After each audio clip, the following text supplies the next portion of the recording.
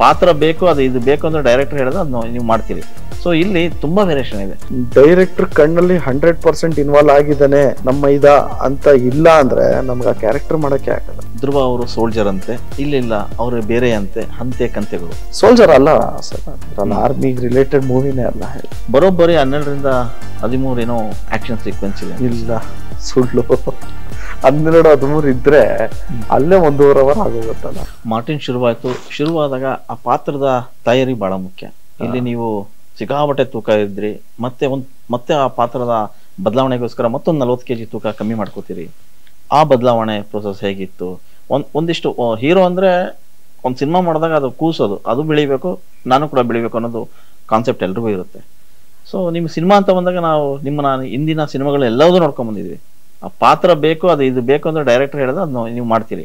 So ಇಲ್ಲಿ ತುಂಬಾ variation ಇದೆ. ಅಲ್ಲ, ಅದಕ್ಕೆ ಅಲ್ವ ದುಡ್ಡು ಇಸ್ಕೊಳ್ಳೋ ಅಲ್ಲ. ಮತ್ತೆ ಆನ್ ಸೀರಿಯಸ್ ನೋಟ್, ನಮ್ಗೆ ಇನ್ವಾಲ್ವ್ ಆಗ್ಬೇಕು ಅಂದ್ರೂ ಡೈರೆಕ್ಟರ್ ಕಣ್ಣಲ್ಲಿ 100% ಇನ್ವಾಲ್ವ್ ಆಗಿದ್ದಾನೆ ನಮ್ಮ ಅಂತ ಇಲ್ಲ ಅಂದ್ರೆ ನಮ್ಗೆ ಆ ಕ್ಯಾರೆಕ್ಟರ್ ಮಾಡಕ್ಕೆ ಆಗಲ್ಲ. ಅವ್ರೇನಾದ್ರೂ ಬೇಜಾರು ಮಾಡ್ಕೊಂಡು ನನ್ಗೆ ಇನ್ನೂ ಹಿಂಗ್ ಬೇಕಾಗಿತ್ತು, ಓಕೆ ಹಿಂಗ ನಾವು ಮಾಡೋಣ ಅನ್ನೋ ಮುಖ ಏನಾದ್ರು ಯಾವ ಆಕ್ಟರ್ ನೋಡಿದ್ರು ಒಬ್ಬ ಡೈರೆಕ್ಟರ್ ಅಲ್ಲಿ ಇನ್ವಾಲ್ವ್ ಆಗಕ್ಕಾಗದೇ ಇಲ್ಲ. ನಮ್ಗೆ ಅದಕ್ಕೆ ಆ ರಿಸ್ಕೆ ಬೇಡ, ಅವ್ರು ಏನ್ ಹೇಳೋರು ಮಾಡ್ಬಿಡೋಣ. ಯಾಕೆಂದ್ರೆ ನಾವು ಆಕ್ಟ್ ಮಾಡ್ಬೇಕಾದ್ರೆ ಬರೀ ನಾವು ಚೆನ್ನಾಗಿ ಕಾಣಿಸ್ತಾ ಇದೀವ, ನಾವ್ ಹೆಂಗ್ ಮಾಡಿದೀವಿ ಅಂತಾನೆ ಆಕ್ಟರ್ ನೋಡೋದು.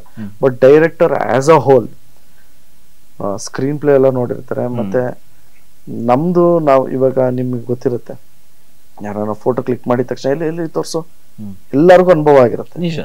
ಒಂದು ಗ್ರೂಪ್ ಅಲ್ಲಿ ಒಂದು ಫೋಟೋ ತೆಗಿತೀವಿ, ಕ್ಲಿಕ್ ಮಾಡ್ತೀವಿ. ಕ್ಲಿಕ್ ಮಾಡಿದ ತಕ್ಷಣ ಕುಡು ಫೋಟೋ ನೋಡ್ಬೇಕು ಅಂದ್ಬಿಟ್ಟು ಝೂಮ್ ಮಾಡ್ಕೊಂಡು ತನ್ನನ್ನ ತಾನೇ ನೋಡೋದು. ಎಲ್ಲಾರ್ಗು ಹುಡುಗಿರಾಗ್ಲಿ ಹುಡುಗರಾಗ್ಲಿ ಒಂದು 50 ಜನ ಗ್ರೂಪ್ ಫ್ರೇಮ್ ಅಲ್ಲಿ ಇದ್ರೆ ಅವ್ರನ್ನ ಅವರೇ ನೋಡ್ಕೊಳ್ಳೋದು. ಅಯ್ಯೋ ನಾನು ಕಣ್ ಮುಚ್ಚಿಬಿಟ್ಟಿದ್ದೀನಿ, ಅಯ್ಯೋ ಬಾಯ್ ತೆಗೆದ್ಬಿಟ್ಟಿದ್ದೀನಿ. ಬಟ್ ಒಬ್ಬ ಡೈರೆಕ್ಟರ್ ಮಾತ್ರ ಆಸ್ ಅ ಹೋಲ್ ನೋಡೋದು. ಫ್ರೇಮ್ ಚೆನ್ನಾಗಿದ್ಯಾ, ಬ್ಯಾಕ್ ಗ್ರೌಂಡ್ ಕರೆಕ್ಟ್ ಆಗಿದ್ಯಾ, ಆಮೇಲೆ ಇವ್ರ ಎಕ್ಸ್ಪ್ರೆಷನ್ ಕರೆಕ್ಟ್ ಆಗಿದ್ಯಾ. So director is something important. ಅವರು ಹೇಳ್ತಾ ಇದ್ರೆ ಸಣ್ಣ ಆಗೋ ದಪ್ಪ ಆಗೋ ಅಂದ್ರೆ ನಿಜವಾಗ್ಲೂ it makes sense. So I wanted to always be director's actor. ನಾನು ಅವ್ರು ಏನ್ ಹೇಳ್ತಾರೋ ಅದನ್ನ ಮಾಡ್ಬಿಡೋಣ ಅಂತ ಅಷ್ಟೇ. ಸಣ್ಣ ಆಗೋದು ತಿರ್ಗಾ ಮಾರ್ಟಿನ್ ಅಲ್ಲಿ ತಿರ್ಗಾ ಒಂದು ಬ್ರೇಕ್ ಇದ್ದಾಗ KD ಸ್ಟಾರ್ಟ್ ಮಾಡಿದಾಗ ಪ್ರೇಮ್ ಸರ್ ಒಂದ್ 20 kg ತೂಕ ಇಳಿಸ್ಬಿಡು ಮಗನೇ, ನಿನ್ಗೆ ಆಗತ್ತೆ, ನಂಗೆ ನಂಬಿಕೆ ಇದೆ ಅಂದ ತಕ್ಷಣ ಇವ್ರು ನಂಬಿಕೆ ಇದೆಯಾ ಹಿಂಗೆ ಅಂತ ನಾನು. ಬಟ್ ಆ ನಂಬಿಕೆನೆ ನಮ್ಗೆ ಅದ ಡ್ರೈವ್ ಮಾಡೋದು. ಯಾರೋ ನಂಬಿದ್ರೆ ನಾನು ಅವ್ರಿಗೆ ನಂಬಿಕೆ ಇದೆ ಅಂತ ಹೇಳೋದು ಸುಲಭ, ಅದು ಮಾಡೋದು ತುಂಬಾ ಕಷ್ಟ ಅಲ್ಲ. ಅದನ್ನ ನೀವು ಹೇಗೆ ಅಲ್ಲ, ನಂಬಿಕೆ ಇದ್ರೇನೆ ಹೇಳೋದಲ್ವಾ, ಅದು ಇದೆ.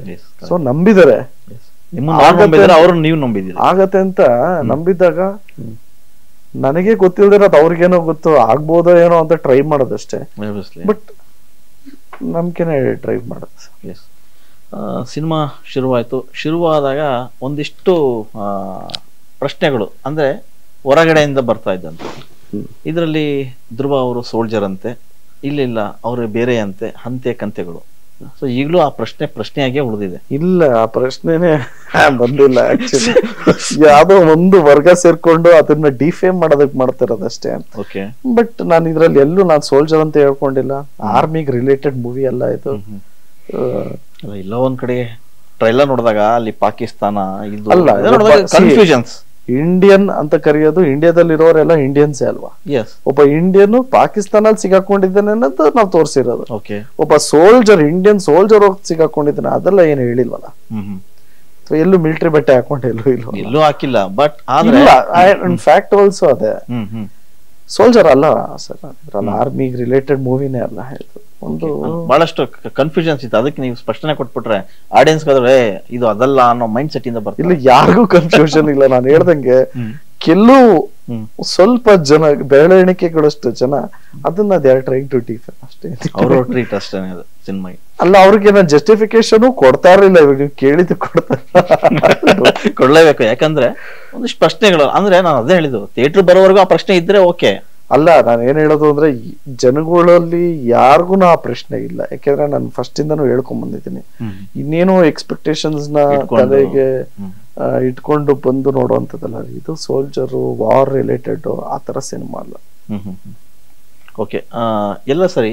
ಸಿನಿಮಾ ಅಂದ ತಕ್ಷಣ ಮಾರ್ಟಿನ್ ನೋಡಿದ ತಕ್ಷಣ ತುಂಬಾ ಆಕ್ಷನ್ ಪ್ಯಾಕ್ಡ್ ಸಿನಿಮಾ. ನೋಡಿದ ತಕ್ಷಣ ಆಕ್ಷನ್ ಭರ್ಜರಿ ಟ್ರೈಲರ್ ನೋಡಿದ ತಕ್ಷಣ ಅನ್ಸುತ್ತೆ ಈ ಫುಲ್ ಕಣ್ ತುಂಬ್ಕೊಂಡ್ಬಿಡ್ಬೇಕು ಈ ಸಿನಿಮಾನ ಹೋಗಿ ಅನ್ನೋ ಅದು. ಬರೋಬ್ಬರಿ 12-13 ಏನೋ ಆಕ್ಷನ್ ಸೀಕ್ವೆನ್ಸ್ ಇದೆ. ಇಲ್ಲ, ಸುಳ್ಳು.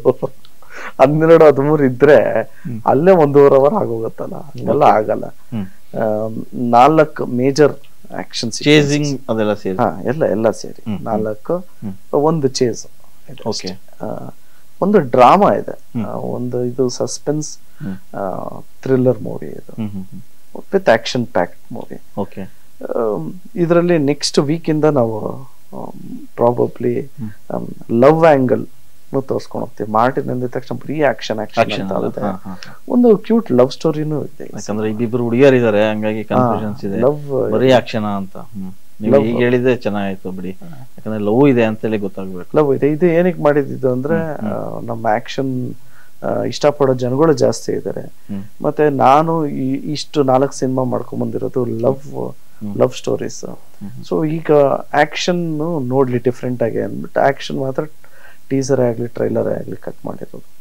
ಬಟ್ ಲವ್ ಆಂಗಲ್ ಅದೊಂಥರ ನಮ್ಗೆ ಒಂಥರ ಟ್ರಂಪ್ ಕಾರ್ಡ್ ಇದ್ದಂಗೆ. ಇನ್ ಮುಂದಕ್ಕೆ ಲವ್ ಆಂಗಲ್ ಅದ್ದೂರಿ ನೋಡೋದಕ್ಕೆ ಲವ್ ಬೇಕೇ ಬೇಕು. ಅಲ್ಲ, AP ಅರ್ಜುನ್ ಅವ್ರು ಇದ್ದಾರೆ ಅಂದ್ರೆ ಅವರಿದ್ಮೇಲೆ ಲವ್ ಇಲ್ಲ, ಅಂಕಲ್ ಕತೆ ಮಾಡಿದ್ದಾರೆ ಅಂದ್ರೆ ಲವ್ ಇರಲೇಬೇಕು. ಒಂದು ಹಾಫ್ ವೇಲ್ ಓಪನ್ ಆಗುವಂತ ಒಂದು ಲವ್ ಸ್ಟೋರಿ ಇದೆ. ಮುಂದಿನ ದಿವಸದಲ್ಲಿ ನಿಮ್ಗೆ ಗೊತ್ತಾಗ್ತದೆ. ಇನ್ನು 2 ತಿಂಗಳು ಕಾಯ್ಬೇಕಲ್ಲ? ಇಲ್ಲ, 2 ತಿಂಗಳಲ್ಲ, ಈಗ ಕಂಟೆಂಟ್ ರಿಲೀಸ್ ಮಾಡ್ಕೊಂಡು ಹೋಗ್ತೀವಿ. ಆ ಕಂಟೆಂಟ್ ಸಾಂಗ್ಸ್ ಆಗ್ಲಿ ಅದೆಲ್ಲ. ಸರ್, ಇನ್ನು ಈ ಮಾರ್ಟಿನ್ ಬಗ್ಗೆ ಹೇಳೋದಾದ್ರೆ ಇಂಡಿಯನ್ ಸಿನಿಮಾ ಹಿಸ್ಟರಿನಲ್ಲೇ ಒಂದು ರೆಕಾರ್ಡ್ ಆಗಿದೆ. ಒಂದು ಫೈಟ್ ಇಬ್ಬಿಬ್ರು ದೊಡ್ಡ ದೊಡ್ಡ ಸ್ಟಂಟ್ ಮಾಸ್ಟರ್ ಮಾಡಿರೋಂಥದ್ದು, ಒಬ್ಬ ರಾಮ್ ಲಕ್ಷ್ಮಣ್ ಮತ್ತೆ ರವಿ ವರ್ಮ. ಸೊ ಅದ್ರ ಬಗ್ಗೆ ಹೇಳಲೇಬೇಕು ಸರ್, ಯಾಕಂದ್ರೆ ಯೂಶಲಿ ಕಮೆಂಟ್ ಮಾಡೋದು ಬಹಳ ಕಷ್ಟ ಮಾಸ್ಟರ್ಸ್ಗಳನ್ನ. ಆದ್ರೆ ಈ ಸಿನಿಮಾ ಕಮೆಂಟ್ ಮಾಡ್ತಿದೆ ಅಂದ್ರೆ ದಿಗ್ಗಜರವ್ರು ಇಬ್ರು ಕೂಡ. ಹೌದು,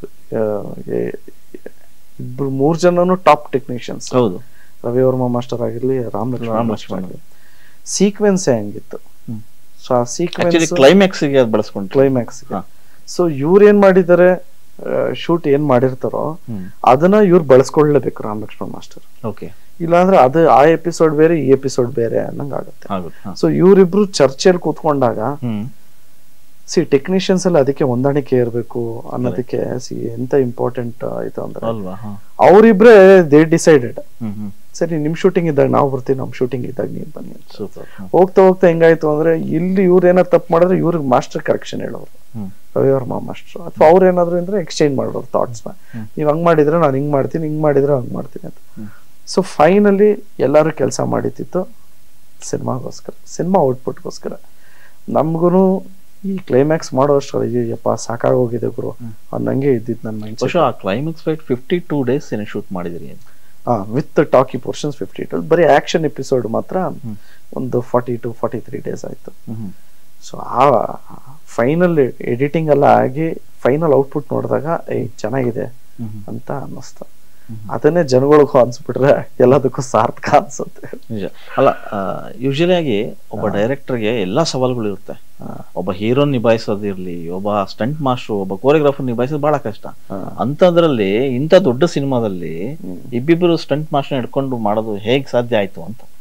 ಇಲ್ಲ, ಇನಿಷಿಯೇಟಿವ್ ರೆಸ್ಪಾನ್ಸಿಬಿಲಿಟಿ ಅವರು ತಗೊಂಡ್ಬಿಟ್ರಲ್ಲ, ಅವ್ರಿಬ್ರು ತಗೊಂಡ್ರು. ಮತ್ತೆ ಡೈರೆಕ್ಟರ್ಗು ಇನ್ವಾಲ್ವ್ಮೆಂಟ್ ಇರೋದ್ರಿಂದ, ಮತ್ತೆ ಅವರು ಎಕ್ಸ್ಪೀರಿಯನ್ಸ್ ಡೈರೆಕ್ಟರ್ ಆಗಿರೋದ್ರಿಂದ ಎಲ್ಲರೂ ಸೇರ್ಕೊಂಡು ಮಾಡಿದ್ರು ಸರ್, ಚೆನ್ನಾಗಿ ಮಾಡಿದ್ರು. ಓಕೆ.